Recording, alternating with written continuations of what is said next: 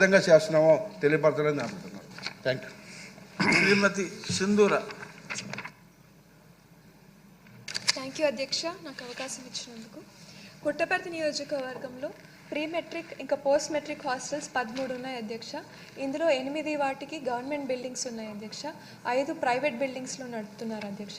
ఈ 5 వాటికి ఏమైనా గవర్నమెంట్ బిల్డింగ్స్ కట్టించే ఉద్దేశం ప్రభుత్వం ఏమైనా చేస్తుందా?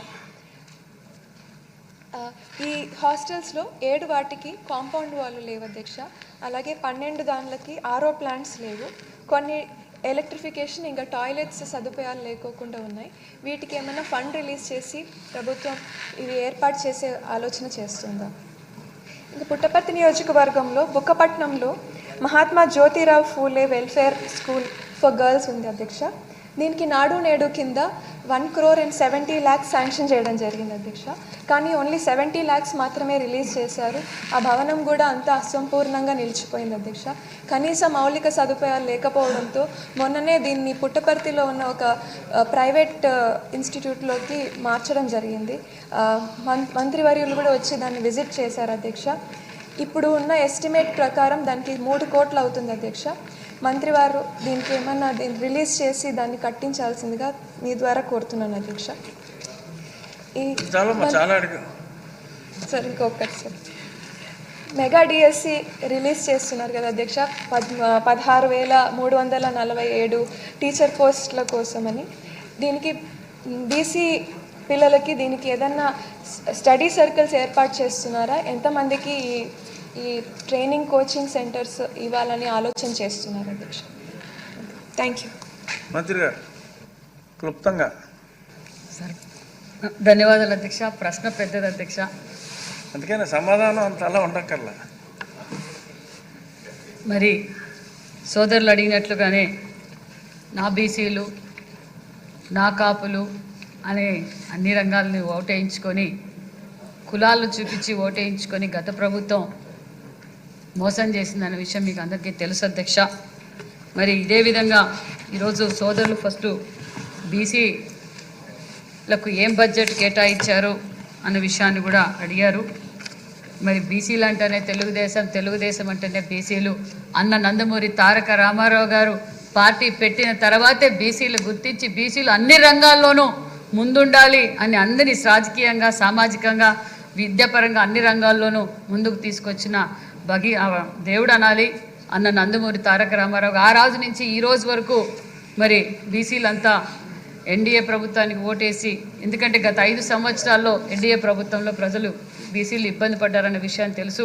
మరి బటన్ నొక్కేదారు తప్ప స్వయం ఉపాధి పథకాలు ఏదీ చేయలేదన్న విషయాన్ని మరొకసారి మీకు గ్రహిస్తూ, మరి మన బడ్జెట్టే మనకు ఒక నిదర్శనం అని కూడా చెప్పాలి అధ్యక్ష. ఎందుకంటే మరి 25-26 3,22,359 కోట్లలో 47,556 కోట్లు బీసీలు కేటాయించిన ప్రభుత్వం ఎన్డీఏ ప్రభుత్వం. మరి బీసీ సోదరులందరి తరఫున ప్రత్యేకమైన ధన్యవాదాలు కూడా తెలియజేస్తున్నాం అధ్యక్ష.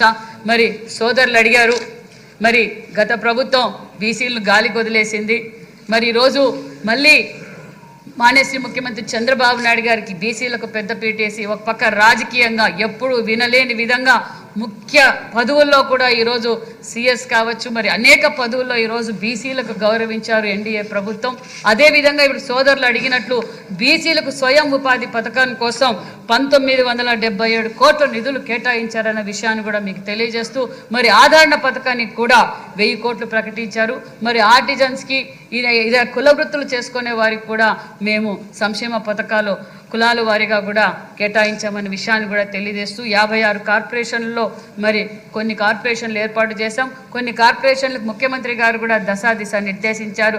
జనాభా లెక్కల ప్రకారం వాళ్ళకు నిధులు కూడా కేటాయించాలని కూడా ప్రతిపాదించామన్న విషయాన్ని కూడా మీకు తెలియజేస్తూ, అదేవిధంగా బీసీలకు పూర్వ వైభవం వచ్చిందన్న విషయాన్ని కూడా మీకు తెలియజేస్తూ, మరి సభ్యులు సింధూరారెడ్డి గారు అడిగారు అధ్యక్ష, మరి బీసీ బిడ్డలు కూడా కార్పొరేట్ స్కూల్ ధీటుగా ఉండాలని మానేశ్రీ ముఖ్యమంత్రి చంద్రబాబు నాయుడు గారు మహాత్మా జ్యోతిరావు ఫూలే గురుకులాలు ఏర్పాటు చేశారు. ఆ గురుకులాలు 108 ఉన్నాయి అధ్యక్ష. ఆ 108లో 106 కూడా మన తెలుగుదేశం ప్రభుత్వంలోనే తెచ్చారు. 2 గురుకులాలు వాళ్ళు తెచ్చారు. లాస్ట్ టైం ఫైనాన్స్ మినిస్టర్ను మరియు వాళ్ళ ముఖ్యమంత్రి నాయకుడు జగన్మోహన్ రెడ్డి గారు పులివెందులకు తీసుకెళ్లారు అధ్యక్ష. ఆ పులివెందుల స్కూల్ కూడా అలాగే నిలిచిపోయింది అధ్యక్ష. దాన్ని కూడా పూర్తి చేసుకోలేకపోయారు. మరి మన ప్రభుత్వంలో 14-19లో కొన్ని గురుకుల పాఠశాలకు 25 గురుకుల పాఠశాలకు బడ్జెట్ కూడా కేటాయించి 5 బిల్డింగులు 6 బిల్డింగులు 60-80% కూడా పూర్తి అయిపోయినాయి అధ్యక్ష.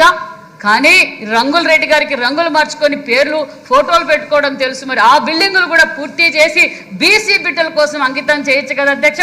అది కూడా చేయలేక గాలికి వచ్చిన వాళ్ళు గాలికి వదిలేసి ఈ రోజు నిజంగా చూస్తుంటే బీసీ హాస్టల్ బిడ్డల పరిస్థితి మరీ దారుణమైన పరిస్థితి అధ్యక్ష.